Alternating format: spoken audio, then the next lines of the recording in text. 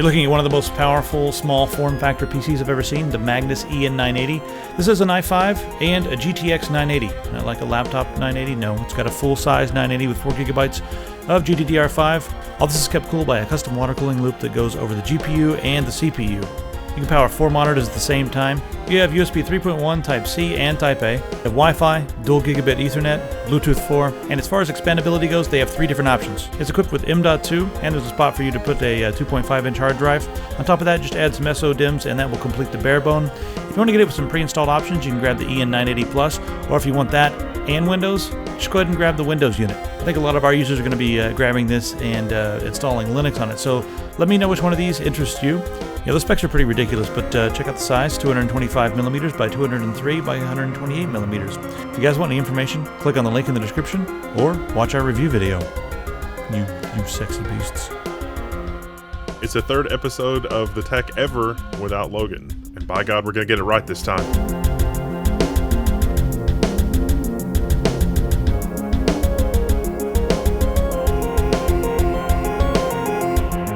Yeah, that's my fault. I mean, the first time... usually it's like, there's no planning, and we're just like, can we make it work with some beanie weenies and some stale ho-hos? It's like, I don't know. Yeah, no, I mean, the first time I think we did this, I was like, oh, we're going to do this. Okay, let me hodgepodge some stuff together. I had a webcam. I didn't have any kind of inputs. I didn't have this camera. I mean, it was just a whole bunch of, I have no idea what's going on, had nothing set up.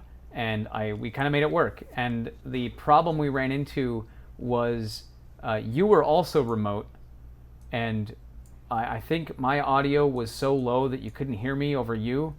And in order to fix that, I had to adjust the levels in post, and there was these mouse clicks that you were doing intermittently throughout the entire thing. So all people were hearing was this click, click, click, click, click, click, and I'm like, oh God, how did I miss that?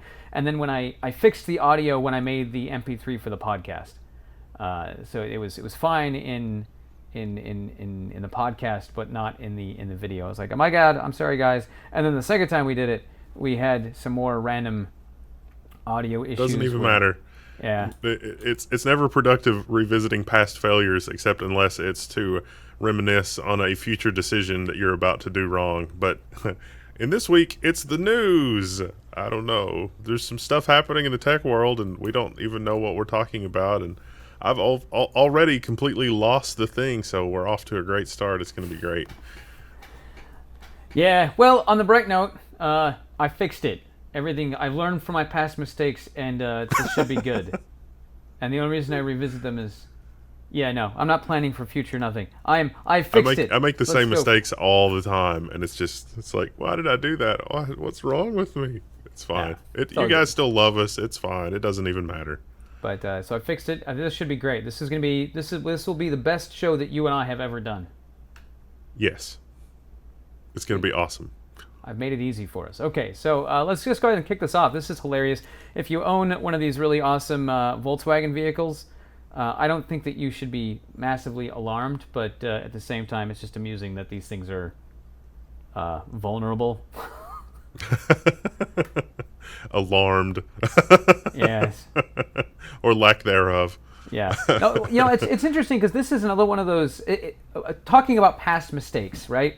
And revisiting them. I'm going to laugh because, like, you look at the telephone system when it first got implemented, and most every computer system, the big mainframes and everything that we ever had in the world, and the security was that nobody knew about it. And the moment somebody found out about it, and like, hey, wait a minute, these phone systems are you can just dial into them and have full access to these phone systems. Same thing with this. It's like, nobody knows about it, but the security really is that nobody knows that they're there, or nobody knows how they work. And the moment somebody figures out how they work, which is becoming more and more apparent in the recent years, that people are like, hey, I wonder how this works. Suddenly they're like, oh, wait, yeah, you guys didn't actually have security. So it's not even a major security flaw. It's like, did you guys even hire security for this stuff? No. See, this is really the Internet of Things. Like, this is all the kind of stuff that is going to come about as of the Internet of Things. In fact, a lot of the stuff in this episode has the Internet of Things being horribly insecure and dangerous kind of a theme to it. And what's happened is that criminals the barrier for entry here is very low.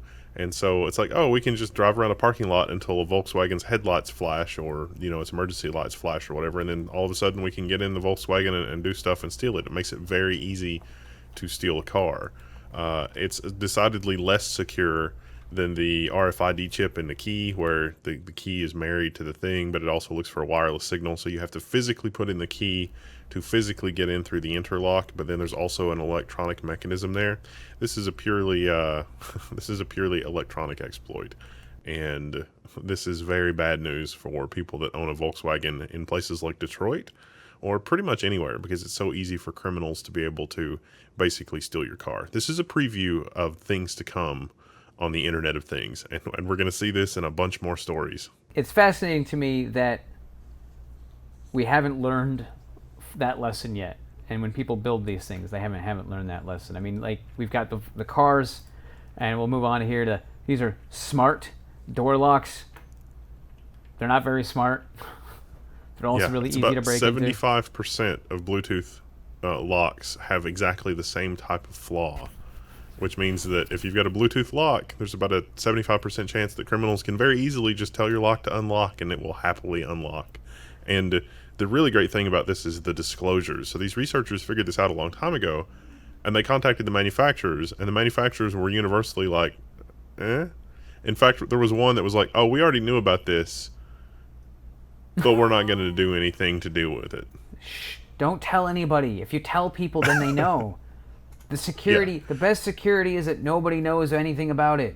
You tell them, and suddenly security is a big issue. And I think that's the problem I think I run into with these kinds of things. Like, if I start thinking about, I reference like Internet of Things, or the chips in my hand, and people are like, oh my God, people are going to steal your stuff. I'm like, yeah, like, I'm totally going to make this the only way that you can get into anything, and that people are going to know about it. I mean, everybody knows about it, so I can't exactly use this as a security thing, right? But I could. But it also requires other parts, multi-factor authentication kind of stuff. But I'd be building this myself. I'd be making this for my house instead of just buying some random thing off the shelf and trusting that these people know what they're doing. Yeah, no. They were just trying to do the right thing. No. No.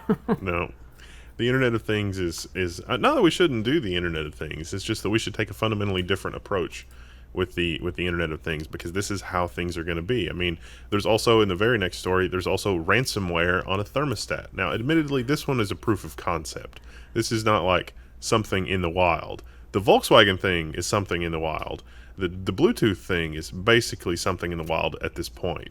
But ransomware on the thermostat, that was a proof of concept, but it's like, oh, the Bitcoin ransomware, it's like, Bitcoin, your thermostat is being held hostage because you have an internet Wi-Fi connected thermostat, which is increasingly common. Isn't that funny? Let's all point and laugh. All right, let's move on to something a little less, oh God, craziness, but this is still really neat. Somebody's got a robotic arm that does pinpoint accuracy tattoos, and this is kind of nifty. I don't know if I'd let a robot tattoo me. I mean, I've got tattoos, but I don't know if I'd let a robot tattoo me.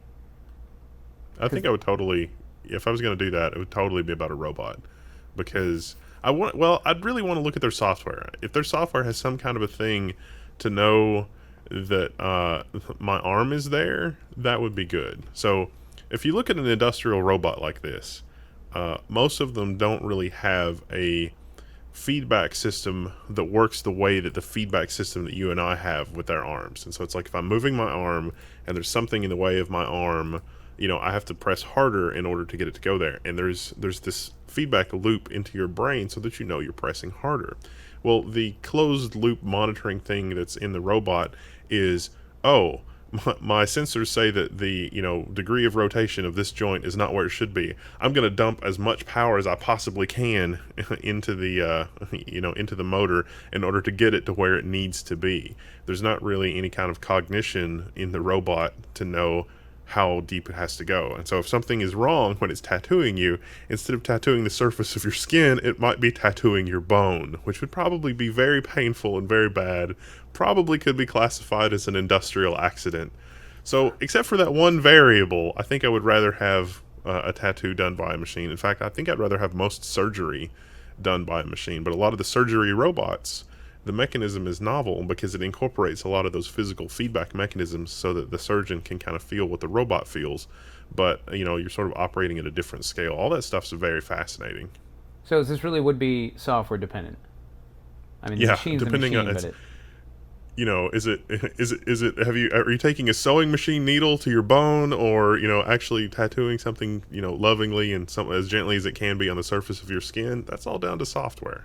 yeah. I mean, and this is like if anybody's got a tattoo and has had multiple tattoos from multiple artists, you'll know that some tattoo artists have very heavy hands, which means they're really digging down in there, and others have very light hands where you'd barely even know that they're there. And I say that knowing full well that you're talking about a bunch of needles being jabbed into your skin. So I mean, I'm looking at the video here, and it looks like they've got.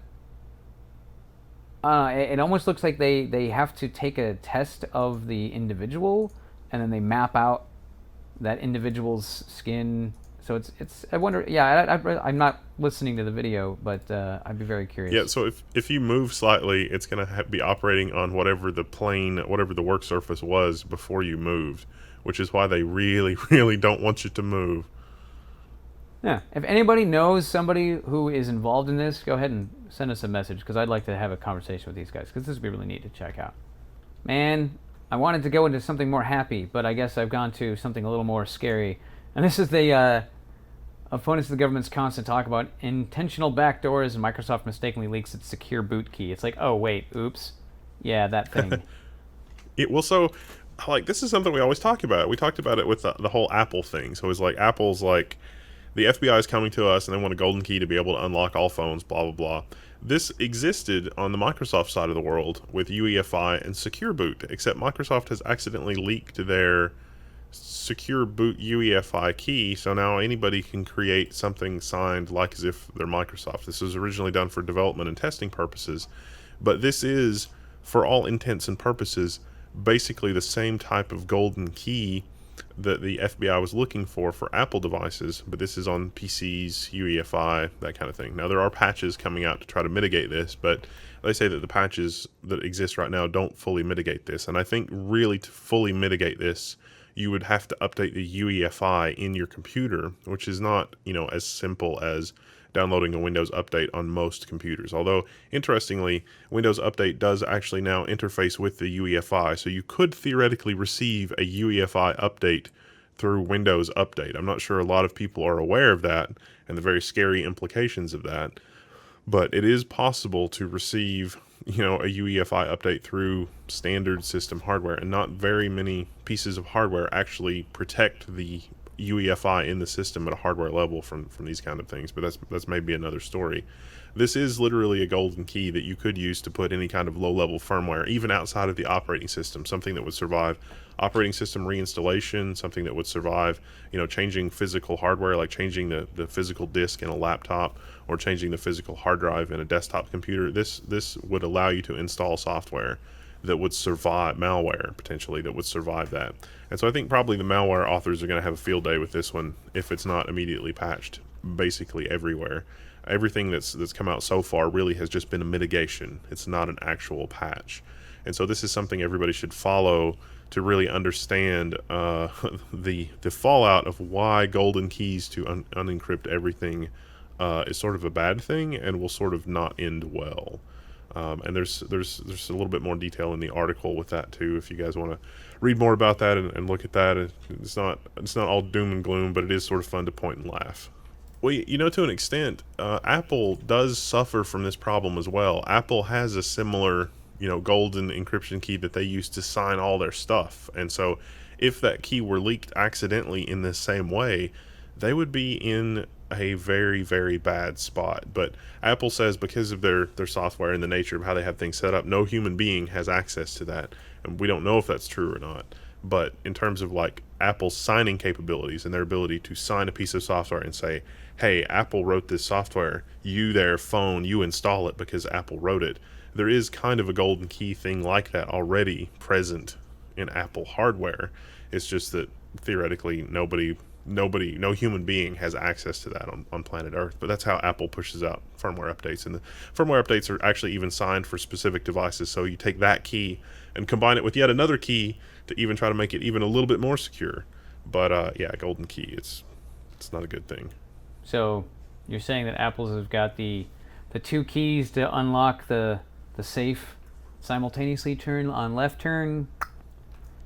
I'm making a Terminator reference. Anyway. Yeah, kind of. But one of the keys, as a result of combining the keys, you don't know what the original golden key was, I guess. And that golden key is also not useful on more devices other than the one device. So. All right. Moving along to something a little more scary. When you first mentioned this to me, I was like, wait, what?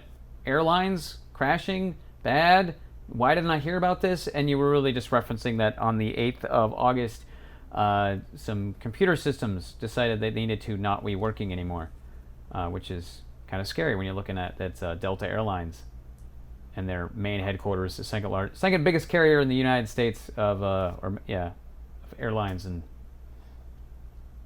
tell me a little bit about this, because this one I know you're much more familiar with this. I mean, I get it, and I think it's hilarious, but at the same time, it's scary because it's the actual state of things across the board, and more than just the airline industry.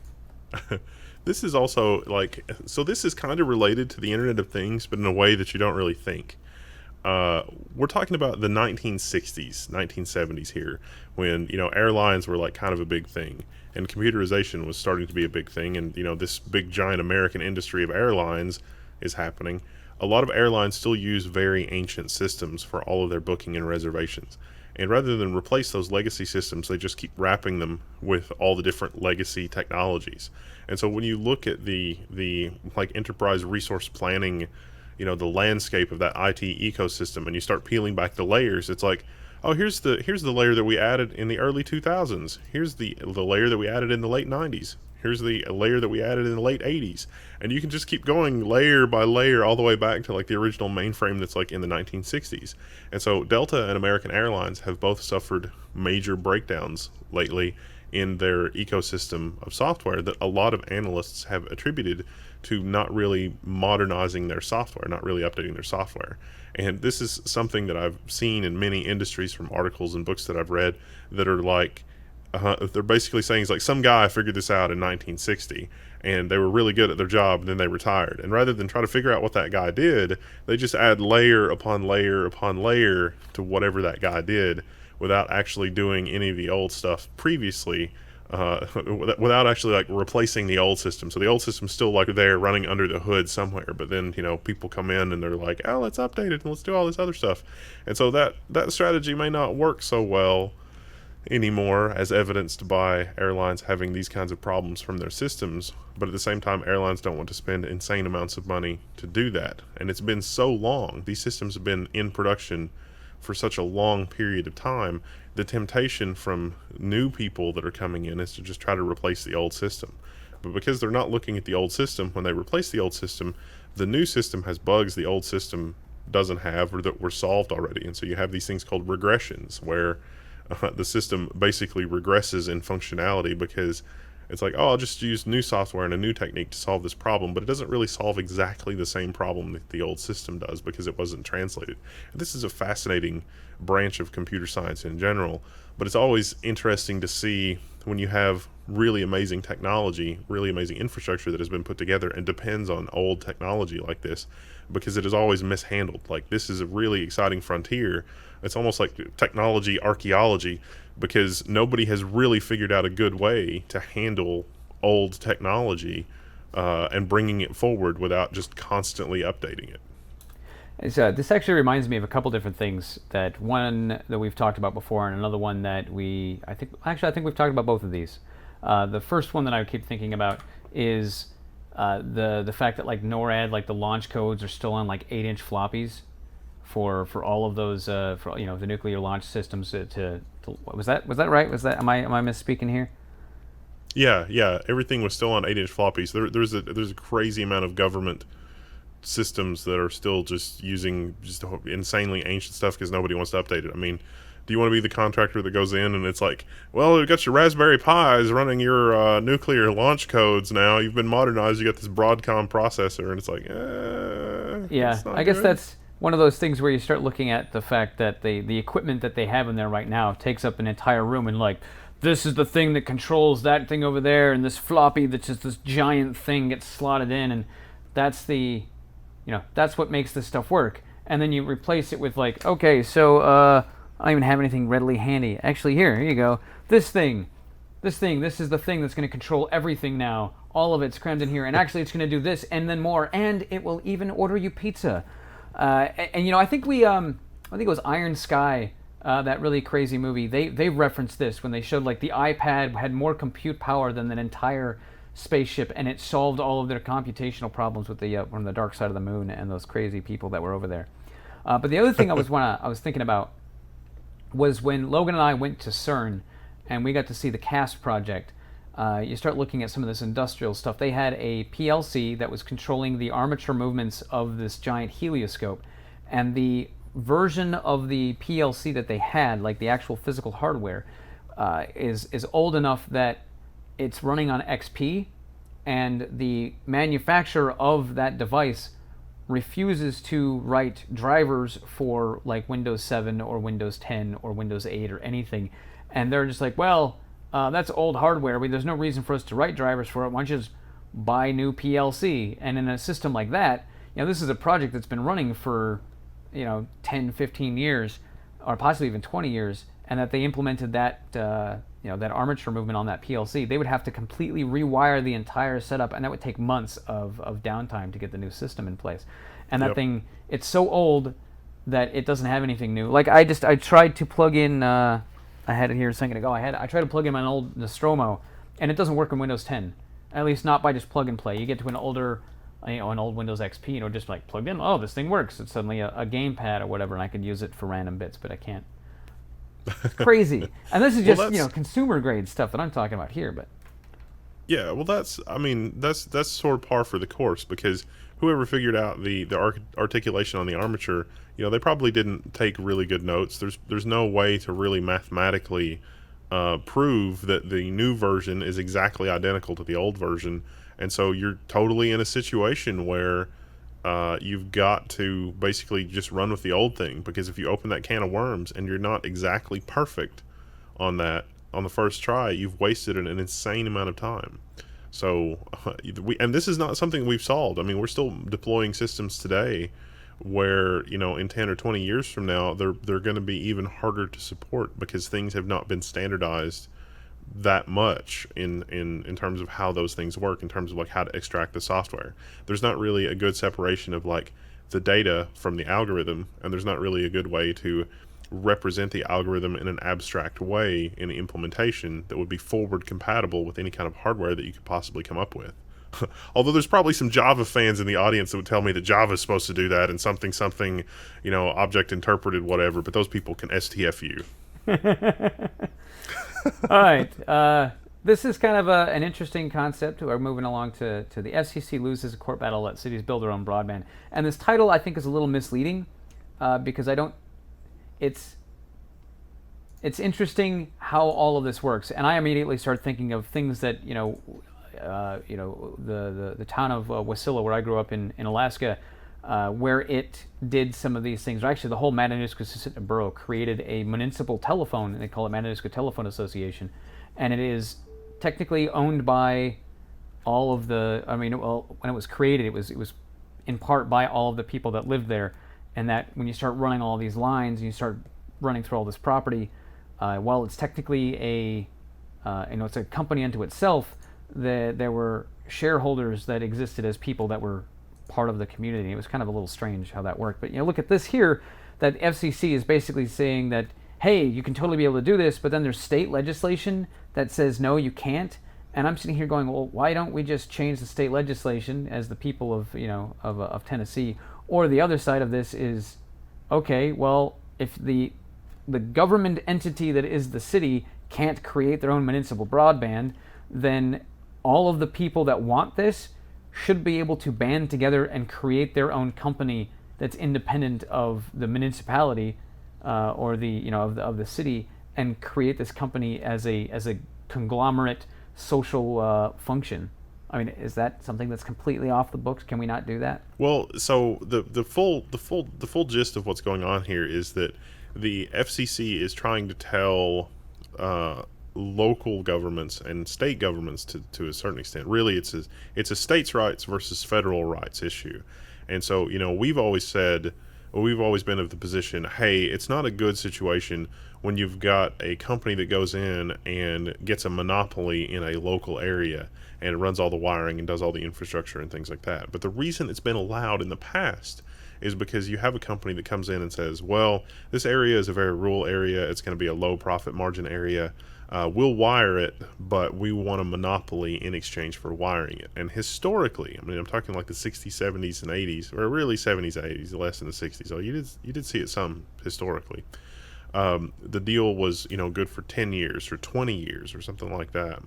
And then the 96 Telecommunications Act came along, and there was a proposal to actually make it so that the infrastructure was decoupled from the company, meaning that the person that owned the lines and maintained the lines was different than the company that offered the service on those lines, so offered cable television or cable internet or voice service or whatever.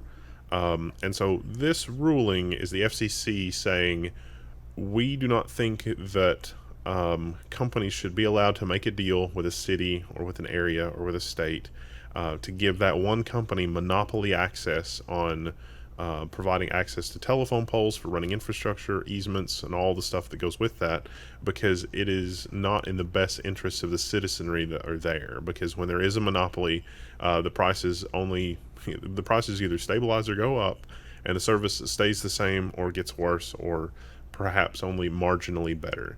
And this is something that the people that are in Time Warner areas are experiencing with Charter. So like the Time Warner Charter merger happened, in a lot of places, Time Warner was in the middle of Time Warner Max upgrade is what they called it. And so that was offering services up to 300 megabit. In some areas that had just rolled out Max right before the merger, some people are facing situations where, at least according to DSL reports, where it looks like that their max speed is going to be rolled back from 300 meg to 100 meg, and the service prices are going to go up. So instead of 200 by 20 meg on the old Time Warner plan, the Charter plan is now 100 meg by 5 meg, 100 meg down, 5 meg up, and it's $100 a month instead of 80, and just crazy stuff like that.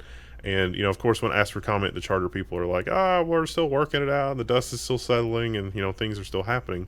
But the FCC was trying to make it so that competition could move in even if these exclusive agreements were in place for infrastructure. So if you did have somebody like Google Fiber that said, hey, we want to run infrastructure and we want to do this, but this is not really saying the FCC can't do that. This is really saying that the situation is a states' rights or a local rights type issue. And so what the FCC should do next is draft legislation that could be adopted by states voluntarily to prevent that kind of a situation from happening, and then sort of lobby for it or try to put it together, or try to make sure that that kind of language is available to state governments and city governments, where it's like, hey, is somebody trying to give you the poison swill Kool-Aid? Oh no, don't take it. Look for this kind of language. Make sure this is not in your operating agreement, because that's all they can really do. And while I would love the FCC to be able to do this, it's maybe overreaching in terms of how much authority the federal government has over local matters. Does that make the local people any less dumb for entering into what is, I think, predatory agreements? No, but we can't fix it at a federal level without more laws that give the feds the rights to do that. And that just kind of opens up a can of worms that we're not even sure if we want to deal with. It's madness. Kind of like this. Tor, social contract. Interesting, because we've never been a huge fan of Tor. Now, I say this knowing full well that people are going to be like, Tor is great. I'm like, I think the idea behind Tor is fantastic and great. The implementation of it was pretty awesome. The fact that it was easily manipulated and controlled to a certain extent by the same people that I guess we were trying to hide from in that aspect. And I say we as the royal we. and that people are using Tor to anonymize their ability to access the internet, and that exact tool that was being used to anonymize you was actually causing, in certain cases that they've been used, certain cases where they've said you are you, and we have a correlation to make this kind of connection. But also they've been slowly trying to find more and more ways of utilizing the same exact tool to identify everybody regardless. I think it's the case that the Tor has come light years, over the last few years. It's actually really, really encouraging to see the progress that it has made overall in terms of functionality. I think that some of the sort of nebulous issues that we pointed into the past have crystallized into weaknesses against specific institutional type attacks and distributed attacks from state-sponsored actors, in other words, which is a pretty serious threat when you're talking about this kind of thing in terms of basic anonymity for everyday users. It's not a bad solution. It's not a bad choice. But the Tor social contract was just recently published, and this is sending some good signals to us about the Tor project, the future of the Tor project, and their intentions, which at least me personally, I found very, very encouraging. There's not really a lot that's new here, but this really sets the tone for developers that are participating in the Tor project, people that may be using the Tor project, and what their goals are for the project in general and the future of the project. And so if you use Tor, or if you think you might use Tor, or you might use Tails or something like that, you should read and understand the social contract that they've set up. And if they adhere to the social contract that they've laid out, then this is going to be great. Now, I've previously stated in reference it will to be less Torable. Yeah, just horrible. It made me derail my thought here. Oh wait, no, I got it. So I previously stated that I believe that the best way for Tor to be the best anonymizer that we could possibly have is for everyone to use Tor, because, and that's like the Spartacus defense is what I called it. And the idea behind that thought in my head is, if only 5 people are using Tor ever, and we know who all 5 of those people are who are using Tor, we may not know which one of them is looking at this or looking at that or doing this or doing that. But that's when you're like, okay, well, we've got 5 people. These are the 5 tasks that were being done. These are the things that are, these are the 5 people. This is the profile of those 5 people, and this is the things that they're doing. We think this guy, and this guy are the most likely candidates for doing these 2 different tasks over here that are bad. These other 2 guys, we can vouch that they are not the ones doing this because they were not online when that was happening. Now, if everybody was using Tor, and everybody was using this kind of multi-layered onion routing capable masking system, and I mean everybody, that correlation and the capability of that correlation tanks down. I mean, that's what it would take to make this impervious, or as close to impervious as you can get. And that's what I think I said previously, and I stand on that, is that everybody needs to be using this, or the vast majority of people. We've got to always add the disclaimer. I know we do, because when I've said this before, I'm like, I think everybody should be using this, and I mean everybody. If it's everybody or nobody, because if only a few people are using it, it's not good, and everybody should use it. And I've gotten people going, "Oh my gosh, shut up! You don't know what you're talking about." Yes, I do. Just have that little bit of faith in me, please. Just a little bit. Anyway. It's kind of nifty. I find that to be very. I agree with you. I find it to be very helpful, and I think that's encouraging. I'm glad that they updated their social contract. Yeah, I do. All right. Now this is a little scary. Major Qualcomm chip security flaws expose 900 million Android devices vulnerable. Why don't you take this one? Because I'm going to facepalm for a while. No, really. No, seriously. Take this one. Well, I'm like, I don't even know what to say. The exploits are called Quadrooter. So Qualcomm, which is a really huge company in terms of mobile devices and CPUs and things like that, there are extensions to the Snapdragon processors that you find in a lot of phones, including the BlackBerry, Google Nexus 5, 6, 6P, HTC One, M9, the HTC 10, LG 4, LG 5. These Moto X, I mean, the list goes on and on and on. A lot of phones use the Snapdragon processor. Well, there are hardware features in the OnePlus 2, there are a lot of features in the hardware that allows you to do cool stuff like debugging. Like if you've ever used, if you're a programmer, or if you're not a programmer, I'll explain it from that perspective.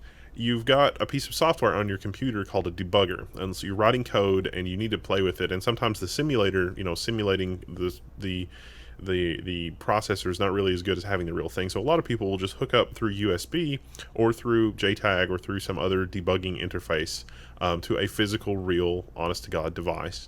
And then they'll run their code. They'll tell the compiler on their computer to run the code, but it'll actually connect and run it through the phone on real hardware. And so there are hardware features available in the Snapdragon processor that let you do fun things like break out of a loop and stop execution and inject code and do all sorts of fun programmery type things. Well, it turns out you can get to those as a normal user. If you write an application for the Google Play Store, you can totally do all kinds of fun stuff with that functionality, which makes it very, very easy to circumvent a lot of the security components of Android, the operating system. And so if you want to root your phone, and the phone is like super locked down and all this other kind of stuff, you can exploit these features of the hardware. These are not even bugs in the hardware. This is actually a feature. This is something designed to be used by developers. If you exploit these features, you can take over the phone. And so this is kind of bad because you can just, download something off the Play Store or get an Android shell and then immediately root your phone and do all sorts of fun, interesting things. And there are literally 900 million devices out there that are vulnerable to these, that are all going to need patching. And because it's cell phone carriers couldn't manage the technology out of a wet paper bag. And so the speed at which users are going to get these patches is going to be very low. We could actually see an Android phone based botnet based on these vulnerabilities. Like there could be tens of millions or even 100 million user botnet, not of desktop computers, but of cell phones with these types of vulnerabilities, which could be very, very bad. So I'm sure that Google is working insanely quickly to try to deal with this, but ultimately it's going to be up to the carriers to push out their fixes. In fact, 3 of the 4 holes have already been patched, even though this is something that came out on August 8th, so it's been out there for a while, but 3 of the 4 holes in here have already been patched. The problem is going to be the delay in getting those patches onto 900 million devices, because Android historically is nowhere near as fast as Apple has been with updating their operating systems. I mean, since the beginning, Apple has said, we want to be able to push operating system updates onto our phones, which most carriers balked at. And that has been the case in terms of carriers balking at allowing Google to do operating system updates, which is why we still don't really have that on Android. There are devices out there that are capable of running Android 6 that manufacturers just will not update to Android 6. They're still running, Android 5 or maybe even Android 4. And so that's an unfortunate situation, but that's just because carriers don't understand the technology and they're not willing to shoulder the responsibility for these kinds of things. And so you should be aware of this. It's really interesting. But my God, 900 million devices in production. This is just... this kind of thing happens. It's not even really anything bad that Qualcomm did. This is a feature of the hardware. This is actually a really good thing. It just turns out that you can get at it from a regular sandboxed Android application, when maybe that's not a good idea to let a sandboxed application get at these features. What's really interesting, and we say 900 million devices, and I was thinking about that. I'm like, that's a lot. How can I put that into perspective? Oh, that is just shy of 1/7 of the population of the planet. It's kind of... Yeah, that's bad. Yeah, it's a little on the crazy side. And I'm kind of laughing because I'm looking at this going, wow, I have a OnePlus 2. Don't hack my phone. Please don't hack my phone. But I mean, now, would be putting this thing into developer mode, like going into your system and putting it in developer mode, trying to root, when you try to root your phone or try to do any of those kinds of things, would that make this more or less, or does it even matter? Doesn't even matter. Makes me cry just a little bit.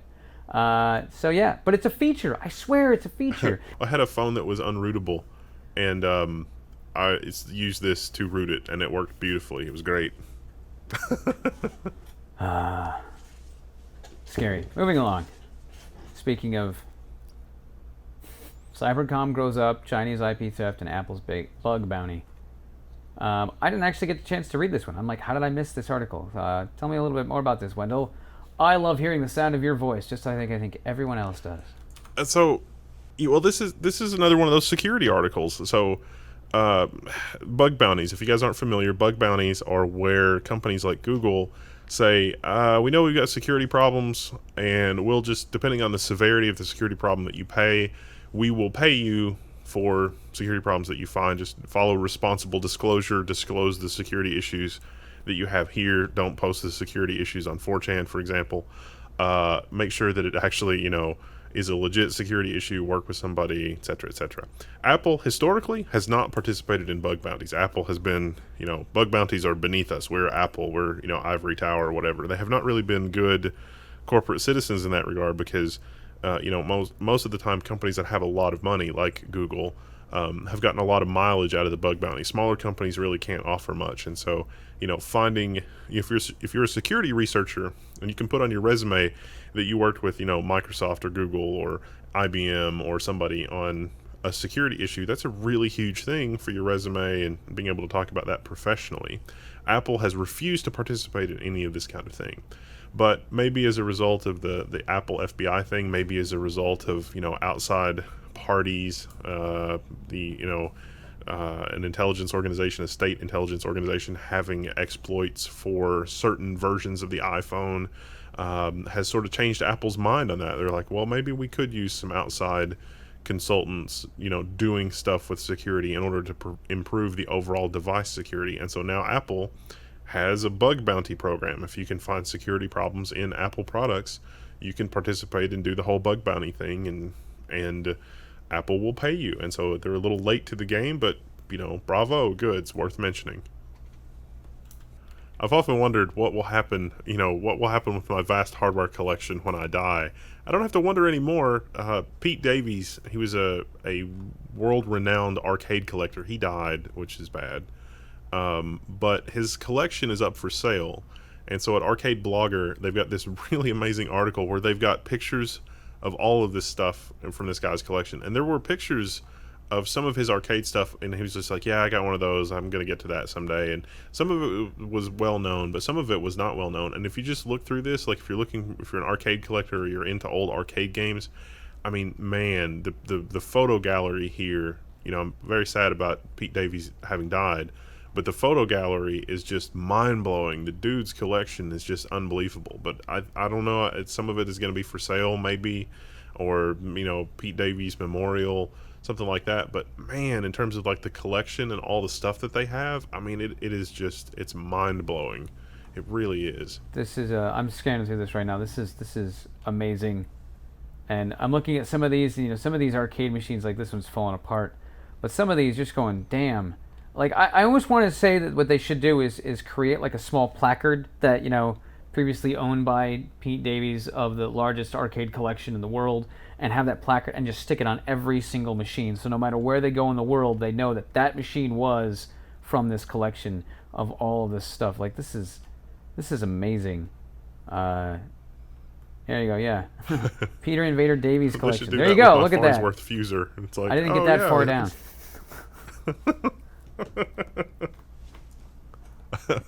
Holy crap, look at this list. This is, anyway. It's amazing. So what's going on in London? Can we talk about what's going on in London? No, we can't. No. I know there's a bunch of people over there. I don't know what's happening. Everybody that's important is in London. Or is it, there we go, that's what I'm looking for.